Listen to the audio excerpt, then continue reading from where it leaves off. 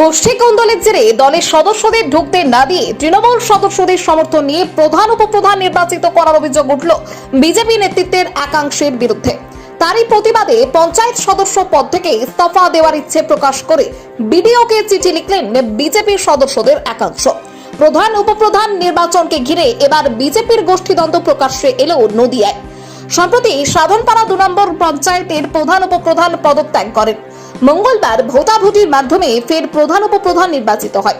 এই পঞ্চায়েতের বিজেপির 4 জন পঞ্চায়েত সদস্যের দাবি, দলের জেলা সাধারণ সম্পাদিকা সপ্তর্ষি চক্রবর্তীর উপস্থিতিতেই তাদের ভোটাভুটিতে বাধা দেয় দলেরই স্থানীয় নেতৃত্বের একাংশ। তাদের আরো অভিযোগ, দলের বাকি 3 সদস্য তৃণমূলের 2 জন সদস্যের সমর্থন নিয়ে প্রধান ও উপপ্রধান নির্বাচিত হয়েছে। এই পঞ্চায়েতের মোট 13টি আসন, তার মধ্যে বিজেপি 7টি, তৃণমূল 5টি এবং নির্দল 1টি আসনে জয়ী হয়েছিল। ভোট গঠনের দিন বিজেপির এক সদস্য নির্দল সদস্যকে প্রধান পদে সমর্থন করেন। তাতে নির্দল সদস্য পলাশ বিশ্বাস প্রধান নির্বাচিত হয়, কিন্তু রাজ্যে পালা বদলের পর প্রধান উপপ্রধান ও সঞ্চালক ইস্তফা দেয়। এরপরেই প্রধান ও উপপ্রধান পদ নিয়ে বিজেপির মধ্যে গোষ্ঠী কোন্দল মাথা চাড়া দেয়। উল্টো দিকের গোষ্ঠীতে থাকা শ্যামল বৈরাগী, সৌমিত্রা হালদার, কাজল সরকার, গৌতম বারুইদের মধ্যে শ্যামল প্রধান এবং গৌতমকে উপপ্রধান নির্বাচিত করার সিদ্ধান্ত নিয়েছিল নেতৃত্বের একাংশ। কিন্তু এদিনের ভোটাভুটিতে প্রধান নির্বাচিত হয়েছেন রমা তাপালি ও উপপ্রধান নির্বাচিত হয়েছেন নিশিকান্ত বিশ্বাস বলে জানা গিয়েছে। শ্যামল বারুইয়ের অভিযোগ, নদিয়া উত্তর বিজেপির সাধারণ সম্পাদিকা সপ্তর্ষি চক্রবর্তী, স্থানীয় বিজেপি নেতা রতন ঘোষ, মেঘনাথ দেবনাথ, সুভাষ ঘোষ, বাসুদেব মণ্ডল পঞ্চায়েতের ভেতর ঢুকতে দেয়নি, ফলে তারা প্রধান উপপ্রধান নির্বাচনের ভোটাভুটিতে অংশও নিতে পারেননি। রাজনৈতিক পর্যবেক্ষকদের দাবি, বিজেপির মধ্যে যদি গোষ্ঠী কোন্দল না থাকতো তাহলে এই পঞ্চায়েতে তৃণমূলের সাহায্য ছাড়াই বিজেপি নিজেরাই প্রধান উপপ্রধান নির্বাচিত করতে পারত। স্থানীয় বিজেপি নেতা রতন ঘোষের পাল্টা দাবি, ওনারা নির্ধারিত সময়ের মধ্যে পঞ্চায়েতে পৌঁছতে পারেননি বলেই ঢুকতে পারেনি। তবে বিজেপির এই গোষ্ঠী কোন্দল প্রকাশ্যে আসতেই সরগরম এখন কৃষ্ণনগর 2 নম্বর ব্লকের রাজনীতি। নদিয়ার ধুবুলিয়া থেকে স্টিং নিউজের রিপোর্ট। কৃষ্ণনগর দক্ষিণ সাধনপাড়া 2 এর মেম্বার, আমি 56 নম্বর বুথের মেম্বার, 1-4 নং গ্রুপ, বিধানপল্লী কাপড়কুলি। আজকে প্রধান ঘটনার সময় আমরা এখান থেকে অলরেডি ওখানে যখন পৌঁছে যাই তখন 11:40 সামনে আমাদের দাঁড়িয়ে ছিলেন আমাদের জেলার সপ্তর্ষি চক্রবর্তী, আমাদের জেলার যে জিএস আছে, তিনি গাড়ির উপর যথারীতি থাপড়াচ্ছে এবং ঘুষি মারছে যে গাড়ি থেকে নেবে পড়ো, এখানে কোনো তৃণমূলের লোক ঢুকতে দেওয়া হবে না। আমি তখন ওনাকে যখন টেস্ট করি, যখন ওনাকে আমি জিজ্ঞাসা করি যে তৃণমূল আমাদের কে আছে, আমি একজন বিজেপির মেম্বার শ্যামল বৈরাগী, ইনি আছে কাজল, উনি বিজেপির মেম্বার, আমরা 4 জন বিজেপির মেম্বার ওখানে। আর ভেতরে যখন ঢোকানো হলো, ভেতরে 3 জন বিজেপির মেম্বার আর 2 জন তৃণমূলের, তাদের নিয়ে আজকে বোধ গঠন হয়েছে, যে ছবি ওনারা এখন আমাদের পোস্ট করছে, কিন্তু আমরা 4 জন বিজেপির মেম্বার আমরা বাইরে রয়েছি, আমাদের সেখানে ঢুকতে কোনো মতে দেওয়া হলো না। আমি শ্যামল বৈরাগী, আমাকে ঢুকতে দেওয়া হয়নি, গৌতম বারুই ঢুকতে দেওয়া হয়নি, কাজল সরকার ঢুকতে দেওয়া হয়নি, সুমিত্রা হালদার বিশ্বাসকে ঢুকতে দেওয়া হয়নি, সবাই এখানেই আছে। ইনি হলেন কাজল সরকার, ইনি হলেন গৌতম বারুই, ইনি হলেন সুমিত্রা হালদার বিশ্বাস। আমাকে ঢুকতে দিল না, আমাদের বিজেপির লোকেই আমাদের ঢুকতে দিল না, অন্য লোক না, আমাদের বিজেপির লোকে ওখানে আটকাচ্ছে তৃণমূলকে সঙ্গে নিয়ে। তারা সে হলো ভন্টে ঘোষ, রতন ঘোষ, আমাদের মেঘনাথ দেবনাথ, পঞ্চায়েত সমিতির সদস্য উনি মেঘনাথ দেবনাথ, এনারা সব দাঁড়িয়ে আছে ওখানে। আমাদের যুবর যে আগে এক্স ছিলেন তাপস ঘোষ, তিনিও সেখানে দাঁড়িয়ে আছেন, যথারীতি থাপড়াচ্ছে। যুব মোর্চার প্রেসিডেন্ট ছিলেন আশিস ঘোষ সাধনপাড়া 1 এর, তারাও যথারীতি গাড়ির সামনে দাঁড়িয়ে ঘুষি মারছে গাড়ির উপরে, বিকট ভাবে অত্যাচার করছে, আমাদের গাড়ি থেকে নামতেই দিচ্ছে না, আমাদের গাড়িটাকে যথারীতি ব্যাক করে দিল। যখন আমরা সামনে পৌঁছালাম ওইখানে এসে রতন ঘোষ আর ভন্টে ঘোষ আর মেঘনাথ দেবনাথ যথারীতি আমাকে ধাক্কা মারতে যাচ্ছে। তবু আমরা গেট পর্যন্ত গেছিলাম, কিন্তু ওইখানে গিয়ে প্রশাসনের দ্বারস্থ হওয়ার পরেও আমাদের যে জেলার সপ্তর্ষিদি, তিনি আমাদের ব্যাপকভাবে ওখানে হেনস্থা করে, তৃণমূল বলে আমাদের চিৎকার করে এবং আমাদের ওখানে আটকে দেয়, আমাদের গেটের বাইরে ঢুকতেই দেওয়া হয়নি, আমাদের তৃণমূল দাগিয়ে দেওয়া হয়েছে। আপনারা কোন দল থেকে নির্বাচিত? আমরা বিজেপি থেকে নির্বাচিত, আমরা বিজেপি থেকে নির্বাচিত, বিজেপি থেকে জিতে আমরা গেছিলাম। এর আগের বারেও আমাদের যে প্রধান হয়েছিল আমাদের বাদ দিয়ে রেখে যে ওনারা অনাস্থা রেখেছিল, যখন অনাস্থাটাকে আমাদের বিরোধী প্রধানের এগেনস্টে, তখন ওনাদের বিজেপির ছিল 3 জন আর তৃণমূলের ছিল 4 জন, এই 7 জনকে নিয়ে উনি অনাস্থা রেখেছিল। হয়েছে। একদম আমরা ভোট দেওয়া থেকে বঞ্চিত। তা এখন আপনারা কি ভাবছেন? আমরা ভাবছি আমরা জেলা নেতৃত্বের কাছে আমরা আজকে সব বার্তাটা জানাচ্ছি এবং আমরা গণসভায় মিলে ইস্তফা দিয়ে দেবো। আমার পার্টির কাছে যদি আমাদের নিজেদের ব্যক্তিত্ব, আমাদের নিজেদের না থাকে, আমাদের সম্মানটা যদি না থাকে, যার জন্য এতদিন লড়াই করেছি, আজকে এই জায়গাটা তৈরি করেছি তো আমরা খেটে, এখানে আমরা তো লড়াই করেছি, তৃণমূলের বিরুদ্ধে লড়াই করতে এই জায়গাটা এসেছি।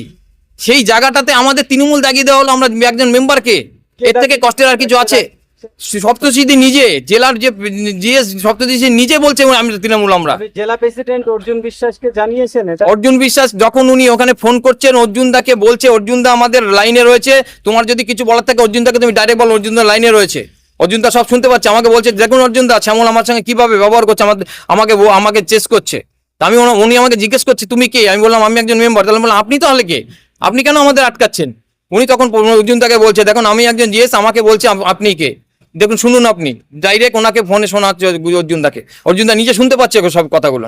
তাহলে আজকে প্রধান ঘটনের শেষ পর্যন্ত কি হলো আপনার দেখা? কিছু আমাদের গেল, আমাদের ঘাড় ধাক্কা দিয়ে বার করে দেওয়া হলো, এখান থেকে আমাদের তাড়িয়ে দেওয়া হলো, আমরা নিরুপায় চলে আসলাম, কিছু করার নেই তো। আপনার নাম? আমার নাম শ্যামল বৈরাগী। আমি বিজেপির মেম্বার, আমরা একসঙ্গে গিয়েছিলাম ভিতরে কোথা ঢুকবো। থেকে আপনি? আমি 50 নম্বর বুথের মেম্বার, কোন গ্রাম? শান্তিনগর। শান্তিনগর। শান্তিনগর 50 নম্বর বুথ। কি নাম আপনার? গৌতম বাড়ই। তো আজকে ভোট দিতে পেরেছেন? না, ভোট দিতে পারি। আপনাকে কে বাধা দেয়? ওই একই, আমরা একসঙ্গে যাচ্ছিলাম, দিয়ে 11:40 বাজে তখন আমাদের গাড়ি আটকায় দেয় ফার্স্ট। কে কে? ওই সপ্তর্ষি থাকে ভিতরে, ফার্স্ট থাকে রতন ঘোষ, এসে গাড়ি থাপা দেয়, গাড়ি দাঁড় করা এক একটা টেনে বের কর দিয়ে এরকম আওয়াজ দেয়, গাড়ি কাজ ভেঙে দেবো এই করবে করে আওয়াজ দিয়ে গাড়িটাকে ফার্স্ট আটকায় দেয়। আটকায় দেওয়ার পরে একটু লোকজন চেল্লামিলি হয়, তখন কি করে গাড়িটাকে আর ব্যাকে আসি, গাড়ি ভাঙচুর করে দেবে, গাড়িটা ব্যাকে আসি। তারপরে আবার উপর থেকে ফোন করা হয়, দিয়ে প্রশাসন যায়। প্রশাসন যাওয়ার পরে আমাদের যখন ভিতরে নিয়ে যায় তখন বাজে 12:07 গেটের মুখে গিয়ে আবার সপ্তশী বলে এখন আর ঢোকা যাবে না, 12টা পার হয়ে গেছে, গেট বন্ধ করে দিল, আমাদের ঢুকতে দিল। আমরা 11:40 এখানে পৌঁছলাম। গৌতম বাড়ই। আমাদের অভিযোগ, আমরা 11:40-এর মধ্যে আমরা পঞ্চায়েতের অফিসে ঢুকে যাই, আবার আমাদের গাড়ি থেকে তখন নামতে দেওয়া হয়নি। নামতে দেওয়া না হওয়াটা আমরা গাড়িতে বসে থাকি। পরে আমাদের যখন বড়বাবু আসেন, আমাদের প্রোটেকশন দিয়ে আমাদের গেটের সামনে নিয়ে যান, তখন 12:05 বাজে। 5 বেজে যাওয়ার ক্ষেত্রে ওরা বলছে না 5:07 হয়ে গেছে অলরেডি। তখন ওরা বলছে 12:07 যখন হয়েছে আপনাদের কাউকে ঢুকতে দেওয়া হবে না, আপনারা এখানেই দাঁড়াবেন, আপনারা কেউ ঢুকতে পারবেন না। আমরা বললাম আমরা কেন ঢুকতে পারবো না, 12:07 হয়েছে তাই কি হয়েছে, আমাদের তো 10 মিনিট অলরেডি লেট হতে পারে। বলে না 12:05 পর্যন্ত আপনাদের টাইম, আপনারা কেউ ঢুকতে পারবে না। আমরা এদিক আপনারা কি সময়ে পৌঁছেছিলেন? আমরা সময় বলেছিলাম, আমরা 11:40-এ অলরেডি ঢুকে গেছি, আমাদের তখন গাড়ি থেকে নামতে দেওয়া হয়নি। রতন ঘোষ, মেঘনাথ, তারপরে মহাদেব মন্ডল, তারপরে হচ্ছে আমাদের জেলার যে সপ্তশী চক্রবর্তী, ওনারা আমাদের নামতে দেয়নি তখন। আপনি কোথাকার মেম্বার? আমি 22 নম্বরের মেম্বার, 54 নম্বর বুথের। কি নাম আপনার? সুমিত্রা হালদার বিশ্বাস। আপনার কি অভিযোগ? একই অভিযোগ বলছি, আমি আমার বুথ নাম্বার 53 বুথের আপনি মেম্বার। ভোট দিতে পেরেছেন? না, আমি ভোট দিতে পারিনি। কেন পারেননি? ওরা গাড়ি আটকে দিয়েছে ভেতরে ওরা ঢুকতে। বলতে কারা? ওই সপ্তশী আরো রতন ঘোষ আর ওনার সব লোকজন ছিল, ওরা কেউ আমাদের ভেতরে ঢুকতে দেয়নি। আপনার নাম? কাজল সরকার, 2 নং পশ্চিম পাড়া। সাধনপাড়া 2 নম্বর গ্রাম পঞ্চায়েতে আজকে ডেট ছিল যে প্রধান নির্বাচনের। কারণ বিগত দিনে প্রধান এবং উপপ্রধান যতগুলো সঞ্চালক ছিল এনারা প্রত্যেকেই পদত্যাগ করেছিলেন। কারণ এর আগে যে ভোটটা হয়েছিল সেটা ক্রস ভোটিং হয়েছিল, আর এই ক্রস ভোটিংটা হয়েছিল বিজেপির কিছু নেতৃত্ব পক্ষপাতী করে। তার মধ্যে ওয়ান অফ দেম হচ্ছে রঞ্জন অধিকারী, দ্বিতীয় হচ্ছে বাপি সিংহ রায়।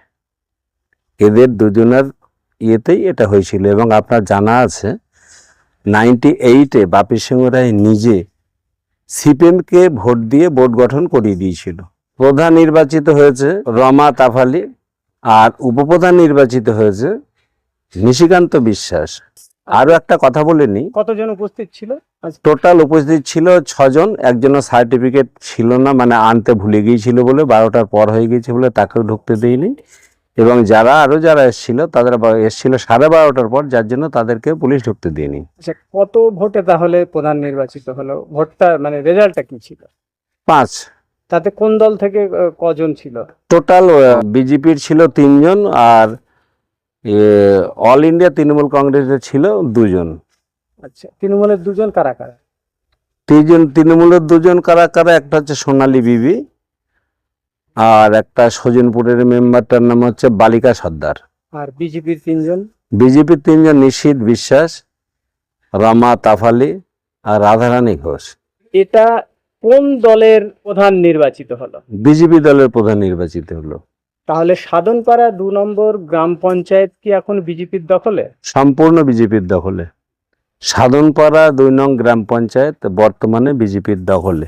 আগে যেটা নির্দলের ছিল এবং কিছু অসাধু তারা দল করতো উপরে এবং ভিতরে এই ক্রস ভোটিং করিয়ে আমাদের বিজেপির 7 জন মেম্বার থাকা সত্ত্বেও তারা কিছু লোক পক্ষপাতিত্ব করে নির্দলের পক্ষে তৃণমূল এবং বিজেপির একাংশ ভোট দিয়ে তারা নির্দলকে প্রধান নির্বাচিত করেছিল।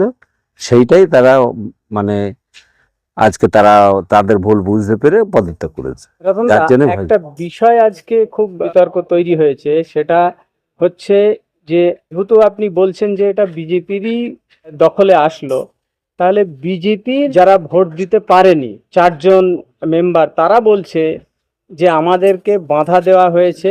রতন ঘোষ, তারপরে তোষী চক্রবর্তী থেকে শুরু করে পঞ্চায়েত সমিতির যিনি সদস্য আছেন বিজেপির, সবাই মিলে নাকি বাধা দিয়েছে তাদেরকে, মানে ভোট দিতে দেয়নি। কি বলবেন? এটা হচ্ছে যেটা বলছে সেটা ভিত্তিহীন। কারণ কালকেই প্রত্যেকটা মেম্বারকে নিয়ে আমাদের জেলার যিনি সপ্তর্ষি চক্রবর্তী মিটিংয়ে বসছিলেন বিজেপির পার্টি অফিসে, ধৌলিয়া ব্লক অফিসে, এবং সেখানে আমার ব্লক প্রেসিডেন্টও ছিলেন এবং রঞ্জন অধিকারী যে জেলার একজন লিডার সেও ছিল এবং বাপি সিং রায় ছিল, আমরা প্রত্যেকেই ছিলাম। সেখানে বসে সবাই মিলে সর্বসম্মতভাবে ঠিক হয় রমা তপালি প্রধান এবং নিশীথ আগের উপপ্রধান ছিল, তাকে উপপ্রধান করতেই হবে এবং প্রত্যেকে মেনে নেয়। ওই মুহূর্তে মেনে নেওয়ার পর আজকে সকালবেলা তারা ভিন্ন রূপ দেখায়। তখন আমরা সভাপতিকে যখন জিজ্ঞেস করি যে আপনার অর্ডার তো এইটা আছে, তাহলে আমরা কি করব? তখন বললো প্রত্যেককে রমা তাপালিকেই ভোট দেবেন, যে যে ঢুকবে তারা রমা তাপালিকেই ভোট দেবে। এবং তারা জেলার নির্দেশ অনুযায়ী তারা বিজেপি তাকেই ভোট দিয়েছে। আর যারা 12:30-12:30টার মধ্যেও ঢুকতে পারেনি, তারপরে প্রশাসন তাদের ঢুকতে দিন, আমরা ঢুকতে দিইনি, এটা ভিত্তিহীন। কারণ এখানে না হলে 150 থেকে 200 পুলিশ ছিল, বড়বাবু নিজে উপস্থিত ছিলেন এবং শুনেছিলাম নাকি সিআই সাহেব এসেছিলেন, আমি দেখিনি। তাদেরকে গাড়িতে আটকে রাখা হয়েছিল এবং সেটা আপনার নেতৃত্বেই হয়েছে এবং জেলা প্রেসিডেন্ট অর্জুন বিশ্বাসের নির্দেশে এইসব হয়েছে, তারা একটা অভিযোগ করছে। কি বলবেন?